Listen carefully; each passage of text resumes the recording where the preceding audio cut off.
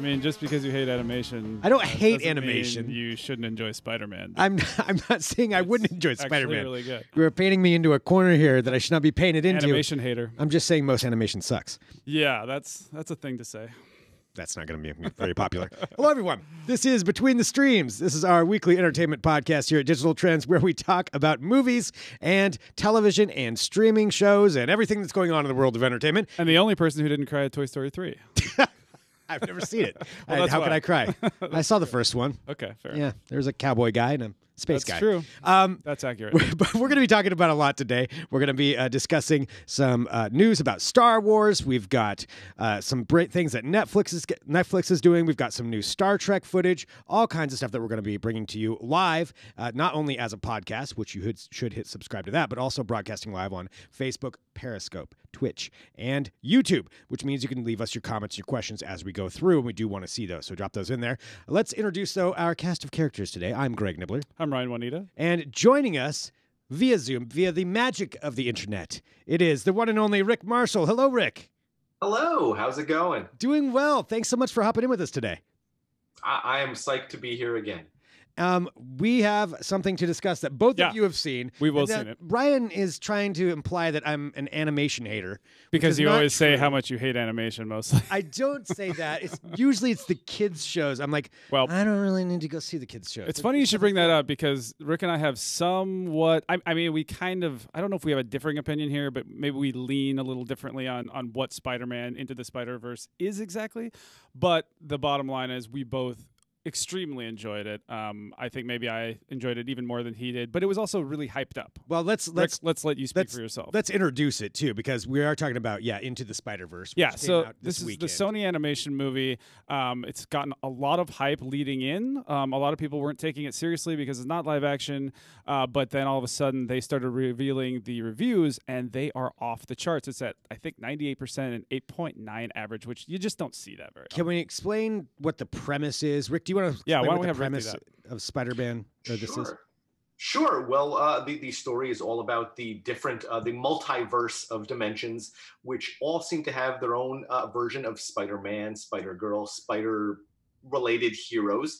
And in this movie, things happen, and suddenly a lot of the different Spider-Men, Spider-Girl, Spider-Heroes are all sort of brought into one universe, and they have to sort of team up to stop the bad guys, the general sort of thing. And you get to see all these different versions of these spider totem sort of heroes that are really, really funny. One of them is an anthropomorphic pig named Spider-Ham.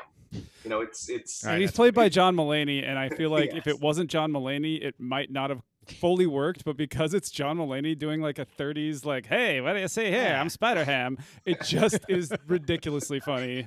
That was a fantastic impression. Yeah, it wasn't bad.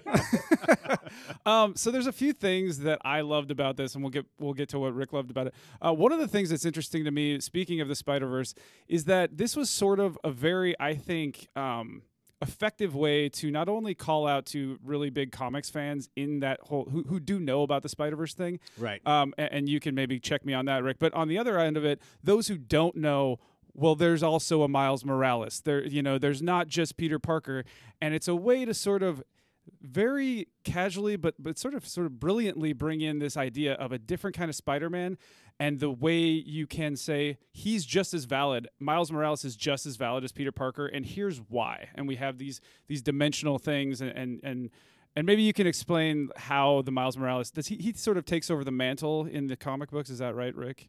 Well, they initially had two different lines. Marvel had the Ultimate Comics line, as well as its sort of standard, the universe that we all know, that people grew up with, that sort of thing. Right. They reinvented as a Ultimate Comics line that initially began with Peter Parker, and then eventually transitioned to Miles Morales as the new Spider-Man. And that line did very well. It was fantastically popular. And now in the current incarnation of the Marvel Universe, actually Miles Morales has been brought in to the the standard, the sort of Earth 616, I guess they call it in the comics terms, the primary timeline for Spider-Man, because he's such a popular character and people wanted to see him interacting with all of the characters they know and love from the standard timeline. So what do they do with Peter Parker in that situation? Well, so I don't want to give anything away, but what I do want to say is this is just a really palatable, sort of digestible way to bring in Miles Morales to this universe that everyone who's just tangentially like, I'm kind of interested in Spider-Man or I'm a super comics nerd can sort of get along with. If that's how I saw it. Yeah, it's very much a statement about how anybody can be under the mask, and that's one of the things that is great about Spider-Man. Anybody can be under the mask, and that's what this movie really shows you: is all these different types of heroes all doing what heroes do, and it doesn't really matter if they're an anthropomorphic pig or a little girl with a spider robot. That was amazing. A black and white hard-boiled crime detective, who calls himself Spider-Man, voiced by Nicolas Cage. Oh, nice. Yeah, so I don't want to give too much more away just because I think people will enjoy sort of being, introduced into all this. But the other thing that really struck me is the visuals here. They basically do this really sort of groundbreaking technique that essentially is designed to make you feel like you've fallen into a comic book. And they do that by making sort of, well, I won't say anymore. The idea is you feel like you've fallen into a comic book. And I think it was really brilliant how it was handled. And I also went to this with a bunch of really big animation nerds from Leica, where my wife works. Oh, yeah. She still has a bunch of friends that still work at Leica. And that was interesting seeing their reaction, because the animation is just really something that we haven't seen before. It's like nothing I've ever seen. And I watch a lot of animated movies. I watch a lot of anime, that sort of thing. I've never seen animation like this. It's a blend of the computer generated sort of illustration and what looks to be very much a classic old school hand drawn animation style that really pops off the I was about to say pops off the page, because that's really what it feels like. Really. And Marjorie was talking, my wife was talking about the lighting. They had like 100 people working on the lighting, which is kind of hard to explain if it's CG, but they try to make it feel like it's a lit up comic book. It's Wow. very interesting. All right, you've convinced me. Yeah, it's a pretty good movie. I want to see it.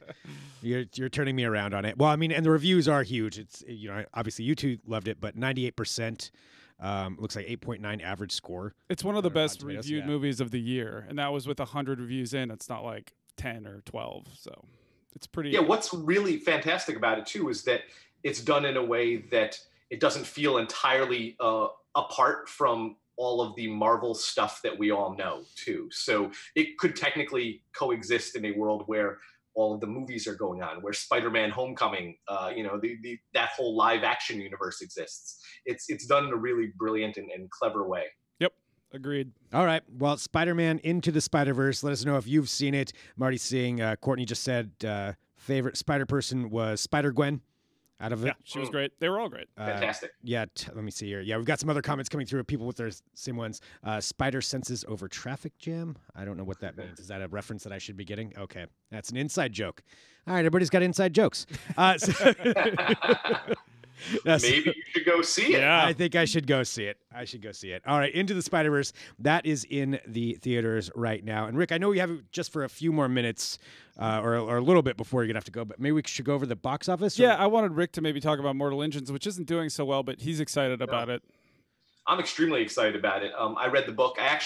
This is one of those movies where I saw a trailer that really intrigued me, and in writing about the trailer, and this new fancy looking trailer came out, and writing about the movie and the plot of it, it prompted me to go and pick up the book. So for everyone who complains about, movie adaptation is as good as the book, and complains about that sort of thing, it's what prompted me to go pick up the book, and I love the book. Well, now I'm actually looking forward to it. We should say, so what Mortal Engines is. So the movie is out right now, and I actually almost got this book based on it, because I've been trying to read the books or listen to them in audiobooks before the new sci-fi movies come out. I didn't quite get to this one, but it's the synopsis. Hundreds of years after civilization was destroyed by a cataclysmic event, a mysterious young woman, Hester, emerges as the only one who can stop London, now a giant predator city on wheels, from devouring everything in its path. And if you've seen the trailer, it shows it's a giant, like steampunk kind of city on wheels, and it's snatching up other cities on wheels. How does that work? It's a very odd so story. Explain this, Rick. It's this concept, which I think is really interesting. It's this concept called municipal Darwinism. Okay. And all of these cities, the bigger the city, the more sort of aggressive it is. And they sort of rove around the entire landscape, basically capturing, hunting, and then consuming smaller cities that they can capture for their resources, because nothing can grow on the land anymore. After some sort of mysterious incident, rendered a lot of the world sort of unable to grow, that sort of thing. So, bigger cities go around basically hunting and catching and bringing in and harvesting smaller cities. And the whole plot of the book and in the film, it seems, is, a mysterious girl encounters an engineer in London, one of the bigger cities, and then basically their encounter sort of sets off a chain of events that could change, the way the world is. Okay. All right. I mean, I like that idea of it. I still might get the book, but the movie is not getting super great reviews right now. No. It's not. What they're saying is that it looks really good, which makes sense because it's directed by one of Peter Jackson's team on the Lord of the Rings there from Weta. Oh, yeah. And this is his sort of directorial debut. And so it makes sense. Everyone's saying that it looks beautiful, which it's Weta. It should. Yeah. But maybe it's a little bit hollow. And I can understand that. Yeah, and it's Peter Jackson writing, and Fran Walsh, who also helped write the Lord of the Rings stuff. But let's be honest, he hasn't done his best work in recent years as far as the writing goes. I mean, a lot of people were not as excited about the Hobbit series. I know I wasn't, so I don't know if this is a super big surprise. But for those who are into the book or who just think the visual aesthetic is really cool, it might be worth seeing. So. All right, well, Mortal Engines also there at the box office. And a couple more. Usually we don't have this many that we talk about in the box office, but there actually are some pretty good movies. The Mule is also out. For me, this is something that's written for me. It's old dealing. Eastwood. Yeah, it's old man Eastwood. I mean, it's Eastwood directing, Eastwood starring. And this might be the last one of these runs we get. Right, yeah. It also has Bradley Cooper in it, Lawrence Fishburne, Michael Pena. Great cast, Diane West. All of them are Diane great. West, and Allison Eastwood. So I'm not sure about her, but yeah, the rest of them, I mean, that's a great cast right there for me. Michael Pena, Bradley Cooper, and Lawrence Fishburne, that's enough. I would go see it, but add in Clint Eastwood too. But yeah, I mean, essentially it's based on a true story. I guess so, yeah. It's about I don't know how much of it is. This may be very loosely based. I'm not sure. Rick, do you know? No, I don't. But I do love that it's not the usual role for Clint Eastwood. I mean, this feels different. He feels like a fragile character from the looks of things. And he's not typically playing sort of fragile, older characters like this, which I think is really, really interesting. And essentially, I mean, what it is he plays a guy named Earl Stone, who's a guy in his 80s who becomes a drug mule for the Mexican cartels. So he's rolling around in his like best RV. Decision, I would say. We're guessing his pension ran out, or there's some sort of dire facing situation. foreclosure of his business. There it is. Yeah. If only there was a number of television shows, movies, or any other media that have shown us the perils of this sort of activity. Nobody knows Bad about idea. it. And I've seen every single one of those. Bad idea, Gene. Yeah. So that's a 1% reference. That is not a common reference these days. So The Mule, that is also out at the theater right now. I mean, I would say for me, Mortal Engines and The Mule in my ranking system, they're both solid Netflix choices. Yeah, well, speaking of solid Netflix choices. Yes, we do. We have one more movie that is actually kind of out in the theater. I mean, technically, this you might is what be they're able to doing. find This it is their new thing: is putting it out for a week in very few theaters. Yeah. Netflix, that is, and then dropping it on the streaming service after that. And then that way they can be nominated for awards. Is that right, Rick? Yeah, that's exactly what it is. So they have a week run in a theater somewhere. Or maybe a couple of theaters. They can be nominated for awards, and they're also easing their way into this sort of Hollywood, like, hey, we're real too. Yeah, I mean, people are starting to see them more of a real movie studio instead of a TV movie studio, I think, the more that they edge their way into theaters. So, well, this one does look pretty good. It's called Bird Box, and it's starring Sandra Bullock. And it's the way that I watched the trailer, and the trailer is actually really interesting, but it's set in, it's another one, set in a dystopian future. Desolate landscape. A lot of dystopia out there. A lot of dystopia. I wonder why there's so much in movies right now. Hard to say. So there's that. And so it's Sandra Bullock stars as a mother who must fight for her life and that of her children as they navigate the unforgiving dystopian world where people are affected by a supernatural entity. And one of the things in this, it doesn't seem to be like it's an environmental thing or aliens. It's something evil has taken over. This is essentially what it looks like is a quiet place, but you're not allowed to see instead of you're not allowed to talk. That's basically the sort of because easy if breakdown. you see these things, If you look, it will manifest into something evil and your worst nightmares. Yeah, exactly. Yeah, Go to terrify crazy you or- into doing something stupid. Have you checked Cool this one out premise. yet, Rick? No, I have only seen the trailers, but I've heard good things about it. It did well on the festival circuit, so a lot of people seem to like this one at the festivals. I mean, I'm in. I mean, dystopian movies seem to be like the new zombie movies. Like everybody's got one now. But I mean, I'm okay with it. I was hoping it was going to be the alien trend, that we were going to get a bunch of alien movies. But dystopian movies is the one that took over for this run. You know, vampires, zombies, now dystopian. So yeah, I mean, just in. watching Sarah Paulson in the trailer is enough to Oh, yeah, pull me Sarah in. Paulson. Sarah Paulson is so amazing. So that that's enough to like get my interest. yeah, John Malkovich. John Malkovich just popping in there. Yep.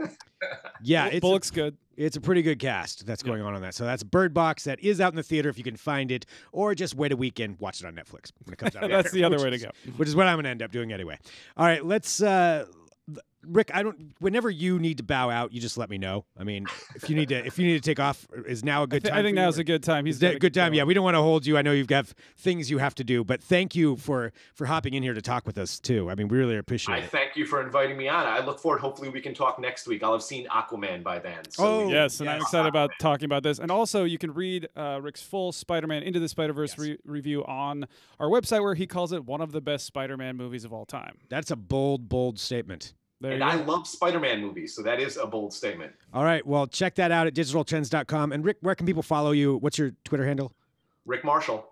Perfect. Wow, you snagged that? That's a good snag. Early adopter. Yep, good for you. All right, so follow him at Rick Marshall. All right, thanks, Rick. Take care. All right, well, speaking of Spider-Man, there's something else that I wanted to bring up, and I mean, there's nothing confirmed on this. It's pretty rumors. Real though. tangential, as you were saying earlier, using that word. Venom, which is set in the Spider-Man universe in the comics. We already had the first movie come out. Well, Venom 2 is going to be happening. And the screenwriter, Jeff Pinker, he confirmed that there's going to be a second one. So we're going to get Venom 2. But also, he didn't not confirm that Spider-Man could show up. Yeah, it's a really That makes sense. interesting situation because Sony sort of owns the Spider-Man rights, but they've been sharing it with Marvel, and that's why we got Spider-Man Homecoming. And now Sony has run with, well, we're going to do our Venom thing so that we don't, kind of mess with Marvel's universe because Marvel's got the whole MCU. And Right. Then Then they're going to have a Carnage movie. yeah, they were going to go the Carnage, so- horror route, but then I think part of the thing is that Venom did really well, even though it didn't do very well critically. It did really well at the box office. It's still doing very well at the box office, so that could be part of it. But you just don't know where Disney is going to say, okay, you can with Sony. Yeah. They really have to protect their own property because the MCU is one of their most valuable properties. Right. You can't have, all these different. But I would have said before that it was out of the question, but now I don't know that it's out of You think the like question. Tom Holland as Spider-Man would show up in I don't know. I mean, if they did a joint venture, it could happen, or they could tease it, or they could. There's ways to do it. there? Okay. We'll see. That I would don't be think pretty- it's likely, but I think it's less out of the question than it was. Let's Than put it used that to way. be. Yeah. Okay. So possibility of Spider-Man showing up in Venom. That would be pretty huge. Or Venom showing up in Spider-Man. Well, that would be. Yeah. I that'd don't be know if they would cross over. I don't know if They they put cross Tom the Hardy in there. yeah. I would rather it, honestly, I would rather it be a Spider-Man movie that Venom shows up in rather than the other way around. Disney That's- has been making better movies than Sony, although Sony's got some cool things coming down the pike, and I think one of them is Brightburn. I think that is Sony. As Keelan just said, I trust Sony with these 0%. But this one does look good. The next one we're going to talk about, and this is a trailer that we got this week. I think Actually, it's Sony. Don't quote me on that. I think you're right. Yeah, I'm pretty sure this is Sony, but I can double check. But it's a movie called Brightburn. And I was honestly unfamiliar with this before. Yeah. But imagine if Superman landed, as a child growing up, only instead of there to help humanity, he was evil. So it's That is bad the Superman. basics. Yeah. Bad Superman. And the trailer looks pretty good. They don't shy away from making you feel like you're in Superman's house. I mean, yeah. there's No, cornfields, there's a swing set. Yep, there's a couple who feels haven't been able to have a child, but all of a sudden they have the magic boy flying Yep, down. and it feels like every Superman, entry story that we've heard so far, it's got that vibe. with Elizabeth Banks playing. But there's this dark music behind it in the trailer, and you're like, why is it so dark? And then There's all of good a in you sudden- somewhere. Oh man, we need to talk about Superman. That's what this movie is. We need to talk about Superman. Yeah, yes, that's totally it. Yeah, so Yeah. I mean, I think it's intriguing enough to me. I would definitely watch it. I was knocking down the door. My friend who's a big horror fan, I was like, "This is for you. They made a movie just for you." Yeah, a bad Superman. Yeah. Now, are they going to have somebody is there a good Lex Luthor in this? This looks so dark. I kind of feel like this is gonna just be like one of those, It's just one of like- those evil endings. Yep. But we'll see. Good cast: Elizabeth Banks and David Denman, who you'll recognize as Roy from The Office. Yep. He's good. He's always been good. So I'm glad to see him getting some good play here. Yeah, and even the kid. I recognize the kid from other things. I can't remember what. I'm not sure I've seen him before, but from what we've seen in the trailer, he looks good. It's Jackson A. Dunn is his name. Yeah. But yeah. Yeah. So, Brightburn, definitely check out that trailer if you haven't seen it yet. It looks really interesting. It does. Found out some more things about Star Wars, just kind of rounding out the cast of The Mandalorian. So this is the one with Pedro Pascal, not the one with Diego Luna. Diego Luna is the other series. Yes. This is the Pedro Pascal series. Right. Diego Luna is Pascal. getting his Rogue One character is getting an origin Yes. series. Yeah. So The Mandalorian, Pedro Pascal is starring in it. But the cast that they rounded it out with is pretty interesting as far as who else is going to be in this thing. Yeah, and we now know we kind of knew, but we now know that Pedro Pascal is indeed the Mandalorian. Yeah, He right. is That's the official. title character. Yeah, he's official. He's the lead, which is Right. That's great. That's what you would expect. Exactly. But fans of Breaking Bad, Gus Fring Gus is in Fring it. is showing up. Giancarlo Esposito, that actor, is going to be in this, which I like him as He's well. amazing. He's great. I mean, he's been great since Usual Suspects. Yeah, I mean, it's just such a strange cast. And then Carl Weathers. Carl Weathers is going to be in Weathers this. shows up. I'm a fan of Carl Weathers. I will watch Carl Weathers, absolutely. And then Werner Herzog, you're like, okay, now That's I don't the even one- know what's happening. Werner Herzog, I do not understand why. I don't think he's going to do a ton of stuff. He's a good actor, though. I mean, for those who don't know, yeah. he's a director who likes to sort of mix real with fake. He does a lot of meta stuff. Timothy made friends with the Grizzlies. But, I mean, it's... Well, that is one of his movies. That's all I remember just listening to that. He does have the best accent, though. It's the Yeah, is coolest it? Or accent. does it get really annoying? Oh, well, I mean, this is all subjective, Greg. They did not trust him back, however. So, I Werner haven't even Herzog. seen the Grizzly thing. Oh, you don't want to watch it. Okay, Yeah. but maybe I do. Well, I mean, do it. Watch it once. You're just like the whole time, you're like, get away from the bear, dude. Yeah. Like, that's a big... Stop trying to feed the bears. The bears are not your friends. Yeah. They're talking about Grizzly Man, Pretty epic. which Werner Herzog did. Anyway, Werner Herzog also going to be there. So rounding out the cast of The Mandalorian. One other thing in Star Wars, too, that we have to bring up, because we brought up Star Wars, we have to talk about this. We know that Star Wars Galaxy's Edge, which is going to be the new theme park at Disneyland and Disney World. They're building two of them. Yeah, it's a part of Disneyland and a Right. part of Disney World. Right, Yeah. but, you know, it's like Their a new whole area. And I think you area, have to whatever you pay call it. extra to get into it. It's like one of those Oh, things. I'm sure, yeah. This, though, we finally got a picture of what the Millennium Falcon is going to look like on there. So we got the actual picture of it. It's really, really cool. And this is going to be one of the rides. I think it's Smuggler's Run. It's Right. going to be the name of that ride Yes. that you hop onto. So that's pretty cool. If we have a picture, I don't know if we have the picture. I but- thought I snagged it. Maybe I didn't snag it. And if I didn't, that just means you need to go to digitaltrends.com Digitaltrends.com. and take a look. Oh, There it is. Okay. Yeah. I did What say I it. love about this is how rustic and Mm-hmm. sort of it just really does a good job of feeling like Star Wars. I want to be one of the people who be like, yeah, that's fine. I'm not, you know, it's a theme park. Why would I go there? Well, hell yeah, I want to go there so badly. Yeah, and you know I the really lines wanna are go going to there. be crazy. It's going to be crazy That's- expensive. Yep. All of Um, those things, and I hate lines, and I hate paying too much. Yet they're still going to get my money for this. Yeah, and I am going to go to I this. guess this was taken from the Force Awakens era, so that's Okay. something to know. But yeah, they're doing a whole thing. They're also going to have like specialized Star Wars hotels, Oh, which like man, read if you're about rich, this. that's going to be pretty epic. the resort that's going to go up, and I think the resort's going to be in Florida. There's one where it's going to be set up so you are like, it's like you're on a spaceship. So all the windows will have, you know, scenes of space Like on it. So stars you never going see by. the actual outside. Yeah. and then you dress in costume, and there's all these actors at character who give you missions. Oh, You man. have secret Who missions give you to secret fight. missions. To fight the Empire. And you have drinks that are obviously going to be It's so theme-named cheesy. drinks. I would absolutely go there and tell no one that I did it. Yeah, I right? would not admit it, Yeah, but I would do it. Tatooine lemonade, and like I'm it's sorry, gonna I be, have to go. it's gonna be really riding that edge I'm going between to be in space that week. dumbest, nerdiest thing and like So the coolest nerdy. experience of your life. It's somewhere in the middle there, or it could go. Sign either me way. up. I'm in. I'm absolutely in. So that's anyway. Just a side note of that. Let's get on to another Star series, Star Trek. Yes, your Star Treks Trek. and your wars. There's Trek Senior Wars. Here's $5. Go see a Star Wars. So we've got Star Trek Discovery Season 2 coming out in January. We got another trailer for that. It looks great. It does. It looks like it's shot really well. We get to see the new Spock, which is weird. Yeah, It's kind of a, I don't know. hipster Spock. Yeah, that's a perfect description. That's kind of what I was trying to get to. Hipster Spock. Young hipster Spock. But that works. It's fine. Live long and prosper, man. It's all fine. So yeah, it's that was my hipster, by the way.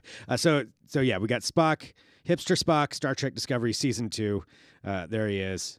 You can check Bearded hipster Spock. bearded hipster Spock. Yeah, It'll this be is cool. the bands that you've never heard of. It'll be cool. All right, so yeah, that's going to be January 17th is when that I comes just up. love, I just love the way that show is shot. It's just really cool looking. Yeah. Let alone, I think it's good storyline. It's good acting too. So, Yeah, I'm excited for this. But again, it's CBS All Access. It's just. are you going to pay Do for you it? want to go over there? Do you want to cross over? I to won't that do my streaming service soapbox today. I'm tired of my streaming service soapbox. side? Okay. The- Cool. We'll just make it quick. There's too many streaming services. Okay. Okay. There it is. Boom. Done. All right. Moving on. Doctor Strange. Not a whole lot to talk about here, but with the impending Infinity War, what is it called? Infinity War Endgame. Yeah. Endgame. Endgame. Yeah. Endgame. So with Endgame coming up, oh, spoiler, yeah, a bunch of the different characters didn't make it through the first one, but I guess they come back. So Doctor Strange, we knew Doctor Strange was going to be getting a sequel. Now we got a director, which is the same director, who is back for that. No word on what's going to go on with it, but, Benedict Cumberbatch is back. Benedict Wong is back. So Yeah. Benedict Brothers and Rachel McAdams. And Right. And the director is Scott Derrickson, who co-wrote the original movie. And he's just a pretty cool dude. Like, I Yeah. follow him on Twitter. His house actually got burned down during that whole California damn. fires thing. Great. So, I don't know. I root for that guy, and I really like the first Doctor Strange. yeah, I also did pitched too. him my Doctor Strange TV idea, which is an origin story where Doctor Strange doesn't have magic powers. He's just a doctor. And it's kind of like House. And I think it could be a Disney Plus series. Yeah, And but people got really excited about Didn't you this. watch the original, though, Doctor Strange? I mean, he was a prick. I know. I think it could be great. So was House. Yeah, that's true. Yeah, and it's All just right. called Doctor Strange MD. Free idea. So he just drives around in fancy cars and yeah, and he's just a badass doctor solving problems. People love doctor shows. Do not dismiss. no, fine, Disney all right, Plus is looking for content, my friend. all right. Come right here between the streams, Disney. I want my money. Yes, all right. Okay, so Doctor Strange, May 2021 is when that's anticipated to come out, but there's no official date yet. Another trailer we got for something coming out next year, May 31st, is Godzilla, King of the Monsters, Yeah, which I think it'll be cool. you're the big monster fan. No, of yeah, that I think show. it'll be cool. I'm not like Monsters and over the moon for cartoons. these That's your Godzilla deal. movies. The first one was not the first one, but the first one of this new series was pretty decent. Mm-hmm. I wish it would have shown. Yeah, it was fine. Is it Mothra? Is that the bad guy in this one, or? Yeah, that's the exciting part is that. Oh there's no, gonna it's be some- King Ghidorah. not the bad guy, but there is going to be some Mothra. Which There's going to be some Mothra. I in it? love Mothra. Okay, yeah. well, I do like some Mothra. We're expecting Mothra. So this is all part of their idea to make the Monsterverse, right? Right. Where King Kong's eventually going to show up in this, and Yes. somebody else. I don't know, some other monster thing. Don't get so excited. Yeah, sounds like a kid's cartoon. So anyway, there's that Godzilla, King of the Monsters. It's going to be May 31st. The trailer's out. It does look fun. I will watch it on Netflix. Yeah. And speaking of Netflix, Man, you watch everything on Netflix. I know, really, I plug them way too much. I don't know if this is going to Netflix. It's probably going to go to HBO or something, but Probably. fine. Eventually it all ends up. Oh, yeah, you're right. No, maybe it will be HBO. Moving on to this. This is a documentary that I found out about this week. I did not know this was getting made, but I cannot wait to watch it. If you remember the Fyre Festival, Fyre, the disaster that was the Fyre Festival. It was aptly named. Oh, yeah. And this was the whole festival that was supposed to take place on some island in the Bahamas, I believe, somewhere in the Caribbean. Yeah. And all these people paid, it was exclusive. You had to pay thousands of dollars to get to this thing. Yep. And all these artists were going to play, and everybody showed up, and there was like nowhere to stay, and there was no food, and there were no bands, and there was no organization at all. And so you have yeah, and Ja Rule was behind it. Ja Rule and this other guy. Yeah, the other guy's in jail, I believe. Grifter, yeah. Yeah, this grifter, Billy McFarland and Ja Rule, put this thing on. They've been sued for tons of money at this point. But somebody put together a documentary just showcasing this whole disaster, and I cannot wait to watch it. Yeah, it should be interesting. I mean, it's just one of Just those reading things where about it's it like, seems so terrible. yeah, it just seems about right. Yeah. Yeah. So anyway, I won't go into it too much more, but I'm excited to watch that. The other thing I wanted to bring up with Netflix, Yeah. is Between the Cracks, Okay. and we haven't had one of those for a while. That's right. Between the Cracks is our segment here where we talk about something that you may not have seen. Isn't that right? I'm doing my Greg here. No, that was pretty good. Yeah, yeah. So Since you're doing that a Between the Greg Cracks, impression? I thought I'd enter it. Yeah. Oh, That's man. more like my Z100 guy. Hey, Between the Cracks is there. hitting you up every hour on the hour. That's All right. Between the Cracks. So a show that you may have not seen or maybe didn't quite get enough attention. This is a light Between the Cracks, but it's a show called Sick Note that I found on Netflix. They were promoted it on my stream, again, Netflix. But it's starring Rupert Grint from Harry Potter. Yeah, the redhead kid. And he was all grown up now. And Nick Frost, which I'm sure everybody knows who Nick Frost is great. Nick Frost is hilarious. And then Don Johnson, of all people. So it takes place in London, I believe. And Rupert Grint's kind of this schlub who works at an office job, for an insurance company. And, nothing's really going that great in his life. His girlfriend hates him. People at the job hate him. They want to fire him. And then he gets diagnosed with cancer. So this is a dark comedy. So he gets diagnosed with cancer, and all of a sudden, he noticed everybody starts treating him better. Like at his job, he's all of a sudden, they're not going to fire him. They're not going to fire the guy with cancer. His girlfriend's not going to leave him. And everything turns around, and all these people are like doting over him. And then it turns out the doctor, who is Nick Frost, who is also just a bumbling idiot, was like, "Oh, I'm sorry, I misdiagnosed you." So he wasn't diagnosed with cancer at all. Right. Well, the doctor's in danger of losing his job because he's an idiot. And so they conspire. Rupert Grint's going to continue to say he has cancer, and then the doctor's going to cure him, and then they both get out of their jam. But something goes awry. Yeah, and it is dark. There's some unexpected, like, oh, wow, they just murdered somebody. Okay, there's things like that. I mean, not necessarily, that's not a spoiler. That's not a spoiler. I just... Or is it? Or was it? Well, it's fine. No, it's not really. Well, maybe. All right. It's only 6 episodes, so it's not going to take you too long. Right, because it's BBC. That makes sense. Yes, 6 episodes in first season, 8 episodes in the second season. I haven't made it to the second season yet, but from everything I looked up, apparently Lindsay Lohan is in the second season. So, all right, it's worth watching. You're not going to have to think too much. I mean, it's just there, but it's a fun little side thing to watch if you are looking for just a show to put on and not have to worry about too much. Great, yeah, love it. So, Sick Note. That is it. The final thing I wanted to bring up was the news I heard about this. Did you ever watch any of Will Ferrell and Molly Shannon's Cord and Tish? Yes, it's ridiculous. It's totally ridiculous. Cord and Tish are these two characters that they did where they're like announcers for events. And I think the first one they did was maybe it was last year's Rose Bowl parade. Or did they do Westminster or something? It's just ridiculous thing. Yeah, they did the Rose Bowl parade, I know, at least at one point. And then they also did the royal wedding. Okay, that's what they did the royal wedding. That's what I was thinking. Where they just spout nonsense, but they broadcast it. I think the last time it was on Amazon, and they don't say that it's fake. And I guess Amazon got a whole bunch of complaints about who are these people? They don't know what they're talking about. Wow. They don't make any sense, and they don't know anything about the royal couple. Because Will Ferrell's character will constantly talk about how he's terrified of horses. Like anytime they would show horses on the screen, it's like, oh God, like the horses. And anyway, they're doing another one. they're going to be doing the New Year's Day parade, which is also, I guess that's the Rose Bowl parade on New Year's Day.